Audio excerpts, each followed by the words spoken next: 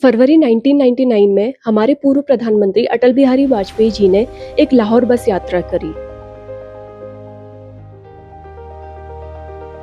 और साथ ही उन्होंने एक लाहौर घोषणा पत्र भी साइन किया। भारत की तरफ से एक बहुत बड़ा कदम था पाकिस्तान के साथ पीस एस्टेब्लिश करने का, लेकिन पाकिस्तान कहाँ सुधरने वाला था, उसका मकसद कुछ और ही था। दोनों देशों के बीच समझौता था कि सर्दियों में उनकी सेनाएं वहां से हटेंगी। भारत ने विश्वास किया और यहीं पर धोखा खाया। पीएम की यात्रा के ठीक 3 महीने बाद ही सर्दियों का फायदा उठाकर पाकिस्तानी सेना ने हमारे भारत की ऊंची ऊंची चोटियों पर कब्जा करना शुरू कर दिया और ऑपरेशन बद्र के तहत पाकिस्तानी सेना का मकसद था लद्दाख को कश्मीर से काटकर अलग करना। इसका मुंह तोड़ जवाब हमारी भारतीय सेना ने दिया ऑपरेशन विजय के तहत। इस बार जब हमने देखा कि आक्रमणकारी हमारी भूमि में पांव जमाने की कोशिश कर रहा है, तो वायुसेना को मैदान में उतारने में हमने कोई संकोच नहीं किया और देखते ही देखते ये एक भयंकर युद्ध में बदल गया, जिसे आज हम कारगिल वॉर के नाम से जानते हैं। और इस युद्ध में जीत दिलाने के लिए हमारे देश के ना जाने कितने वीर जवानों ने अपने प्राण हंसते हंसते हमारे देश के लिए बलिदान कर दिए। आज उत्तराखंड रियल हीरो सीरीज के इस एपिसोड में हम जानेंगे कारगिल वॉर के बारे में और साथ ही उत्तराखंड के ऐसे वीर जवान जिनका बलिदान इस जीत में बहुत बड़ा है। दुश्मन की इस चाल का पता तब चला जब वहां के एक लोकल चरवाहा अपनी याक को ढूंढते हुए अपने दोस्तों के साथ पहाड़ी पर पहुंचे और दूरबीन से देखने पर उन्हें दिखाई दिया कि कुछ लोग हद की ऊंची पहाड़ियों पर चढ़ रहे हैं।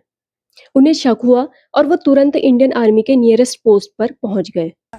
तो मैं 5 दिन में देखते देखते आया तो इस जगह में एक बंजू टॉप है, वहाँ कोई 6 बंदे नजर आए। मेरे को पत्थर डुल रहा था, बर्फ भर रहा था।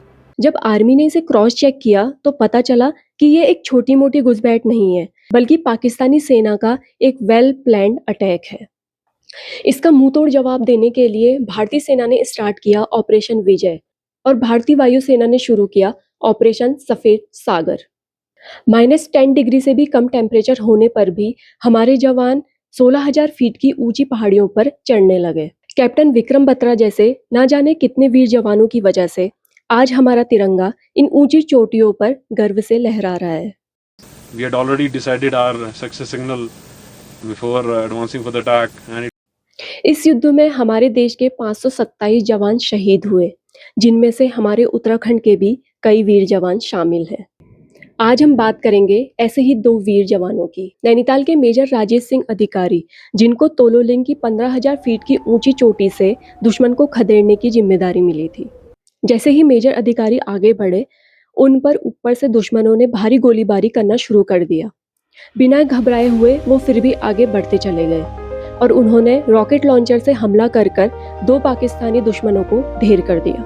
आगे बढ़ते वक्त उनके पेट पर गोली लगी और वो बुरी तरह से घायल हो गए थे, लेकिन इलाज के लिए पीछे हटने से मना करते हुए उन्होंने दुश्मन के दूसरे बंकर पर अटैक कर दिया और एक और दुश्मन को मार गिराया। मेजर अधिकारी शहीद हो गए, लेकिन उनके इस बलिदान से .4590 पर भारत की जीत का रास्ता साफ हो गया और उन्हें मरणोपरांत महावीर चक्र से सम्मानित भी किया गया। इसके ठीक 2-3 हफ्ते बाद द्रास सेक्टर के सबसे मुश्किल मिशन की कमान संभाली देहरादून के मेजर विवेक गुप्ता ने। जैसे ही उनकी टीम आगे बढ़ी, चारों तरफ से दुश्मनों ने गोली बरसाना शुरू कर दिया और उनके 3 जवान शहीद हो गए। मेजर विवेक गुप्ता अच्छे से जानते थे कि खुले पर रुकने का मतलब है मौत, इसलिए उन्होंने बिना देर किए बंकर पर रॉकेट लॉन्चर दागा और आगे की तरफ दौड़ गए। 2 गोलियां लगने के बाद भी वो रुके नहीं और सीधा बंकर में घुसकर उन्होंने आमने सामने की लड़ाई में 3 पाकिस्तानी सैनिकों को ढेर कर दिया।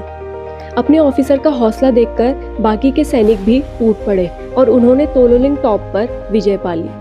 तिरंगा फहराते हुए मेजर विवेक गुप्ता शहीद हो गए और मरणोपरांत उन्हें भी महावीर चक्र से सम्मानित किया गया। 11 जुलाई 1999 को पाकिस्तान ने धीरे धीरे अपनी सेना को पीछे हटाना शुरू किया और 26 जुलाई 1999 को भारत ने ऑफिशियली कारगिल विजय दिवस का ऐलान कर दिया। उत्तराखंड के इस सीरीज के जरिए हमारा मकसद है उत्तराखंड के ऐसे ही वीर जवानों की कहानियां घर घर पहुंचाना। अगर आपको पसंद आया तो जरूर बताइएगा। मिलते हैं अगली वीडियो के साथ, तब तक के लिए जय हिंद।